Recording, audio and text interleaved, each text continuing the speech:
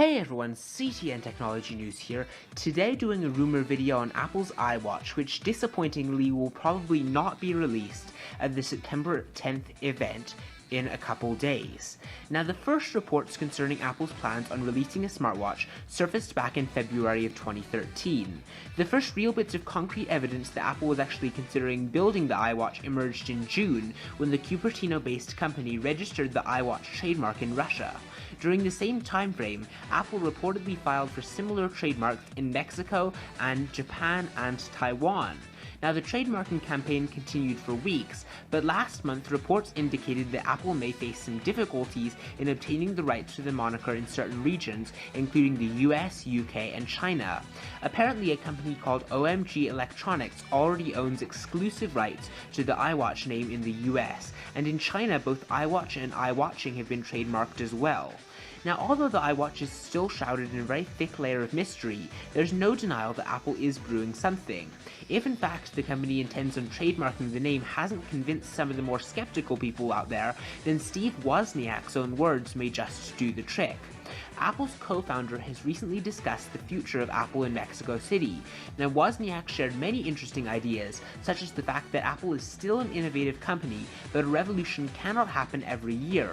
He then stated that Apple is in a waiting period, waiting for the next big direction. More to the point, the company's co-founder has also hinted at Apple's plans to launch a smartwatch. Although he hasn't mentioned the name itself, his message was pretty clear. I just wish I had the old iPhone right here on my wrist, and I wish I could ask it questions like a new Siri or tell it to play certain music. Now, although Apple's trademarking campaign has somewhat reassured us that an iWatch really is in the works, that doesn't imply that the product is ready to go into mass production. In fact, Apple has worked on many other wearable devices in the past, all of which seem to have been pretty much abandoned.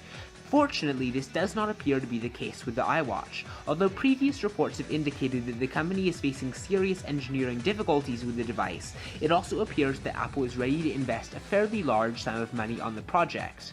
According to older reports, Glenn Young of Citigroup has previously told some of his clients that supply chains were waiting for Apple to give the green light for the production of iWatch parts. Allegedly, the decision was to have made in June, but given the aforementioned engineering difficulties that Apple is facing, more recent rumors have suggested that the iWatch may not be ready to hit the market before late 2014. Still, given that Apple has started investing serious money and manpower in this project, that production may well be off the mark. Needless to say, it remains unclear whether or not Apple will manage to launch its iWatch by the end of this year, but given that the company is well known for its habit of taking its time with new products, the odds probably do favor a 2014 launch. Now, we know almost nothing about what the next iWatch is expected to offer. It could have anything from Siri, to a camera, to music and video capabilities, to even a phone, but we honestly don't know. Probably the most likely scenario is that Apple is going to make the iWatch more of a sidekick for the iPhone. It's probably going to do the same thing that Samsung did with the Galaxy Gear, which is to have it support the iPhone and maybe have it show recent incoming texts, maybe even do some basic Twitter and Facebook on it, but not have all the capabilities of a phone, which I think is probably the right direction to go in for a smartwatch.